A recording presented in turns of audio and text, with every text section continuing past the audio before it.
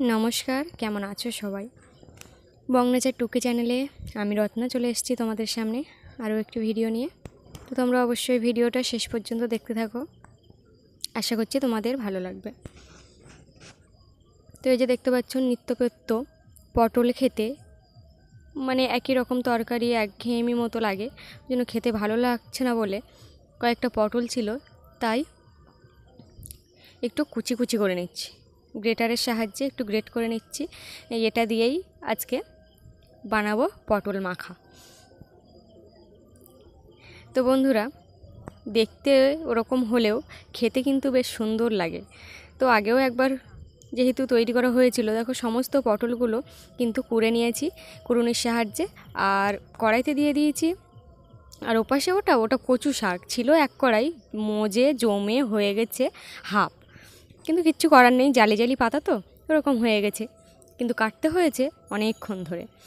আর এই তেলে দিয়ে দিয়েছি কাঁচা লঙ্কা আর শুকনো জিরে, তারপরে পেঁয়াজটা একটু ভাজা ভাজা হয়ে আসলে দিয়ে দিয়েছি পটল গ্রেট করা সেইগুলোই। আর হ্যাঁ, তার সাথে আমার একটু আদা রসুন বাটা ছিল বলে আমি ওটাও একটুখানি সামান্য হাফ চামচ মতোই দিয়েছি।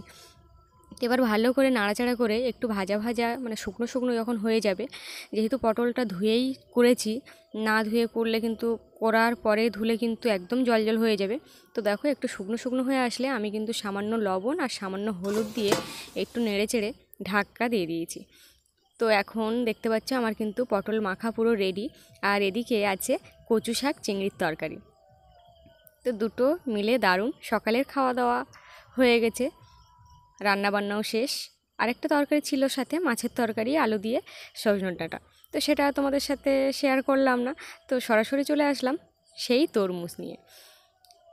তোমরা দুদিন আগে দেখেছো এই তরমুজটা আমি ফ্রিজে রেখেছিলাম, তো বাড়িতে কেউ ছিল না বলে কিন্তু খাওয়া হয়নি। তো আজ ভাবলাম আজকেই না খেলে তরমুজ আর কতদিন বা ফ্রিজে রাখবো, ফ্রিজে রেখে খেতে ভালো হয়তো লাগে ঠান্ডার জন্য, কিন্তু এমনি এর গুণ মান সব হয়তো কমে যাবে।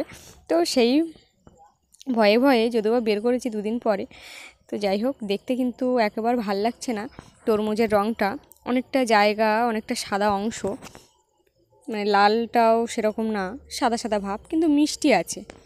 একেবারে যে নোনতা বা ভাল লাগছে না তা কিন্তু নয়। আর এদিকে মা আর ঠাকুরমা, মানে আমার শাশুড়ি মা আর ঠাকুরমা বসে আছে। ওটা মা মিষ্টি আছে।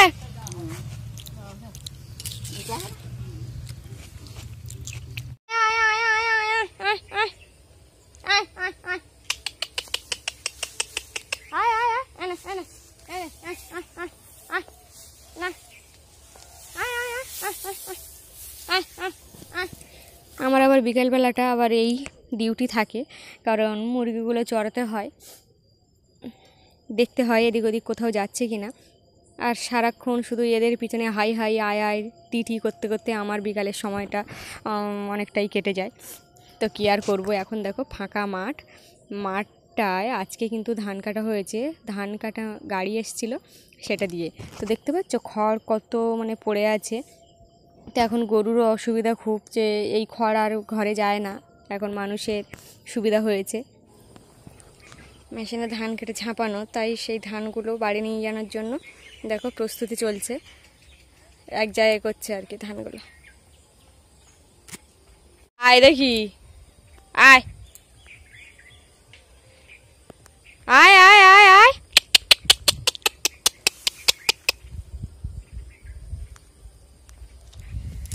আর হাতে কাটলেই খড় পাওয়া যায়, কিন্তু দেখো মেশিনে কেটেছে ওই জন্য খড় টড় কিছুই পাওয়া যাবে না।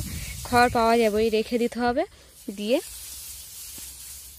আর গাদা মতো করে রেখে দিতে হবে। আর একদম দেখো কাঁচা কাঁচা কিন্তু, আর এই ধান কাটতে গেলে কাঁচা কাঁচাই কাটতে হবে, না হলে সব কাটার আগেই ঝরে যায়।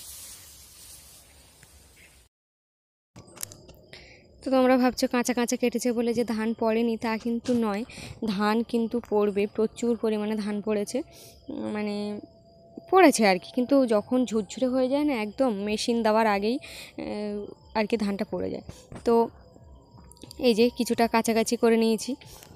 আর কাছাকাছির সময় এত মেঘ করেছে, সারা সকালটা রৌদ্র, কিন্তু ঘরে কিছু কাজ ছিল বলে আর কাচাকুচি করতে একটু দেরি হয়ে গেছে। তো সেই সময় মেঘ করেছে। এবার আমি ভাবছি আমার কাচাকুচি হয়ে যাক, এগুলো পরিষ্কার করে নিই, তারপরে হচ্ছে আমি যখন মেলবো তখন যেন রোদটা বেরোয়। সে ঠিক আছে, আমার কথা মতো মানে আমার ভাবনা মতো না হয় হলো। কিন্তু সমস্যা হলো আমি মেলার পরেও দেখি রোদ বেরোচ্ছে না। কতক্ষণ রোদ বেরোয়নি, ও একটু বিকাল বিকাল হয়ে এসছে সেই সময় রোদ বেরিয়েছে। আর এই প্যান্ট দুটো এখনও শুকায়নি, এগুলো স্যুট প্যান্ট ছিল, মানে ফুল প্যান্ট, সেগুলো কেটে আমাকে আবার হাফ প্যান্ট করতে হচ্ছে। তো যাই হোক, আর মোটামুটি সবগুলো প্রায় শুকিয়েই গেছে। কিন্তু আজকে মানে শুকনো না হওয়ার জন্য বেশ টেনশানেই ছিলাম, এত মেঘ করেছিল। তো দেখো, তোমাদের সাথে গল্প করতে করতে এগুলোও একেবারে এখান থেকে ভাঁজ করে তুলে নিয়ে চলে গেলাম। তো বন্ধুরা, আজকের ভিডিওটা এই পর্যন্ত।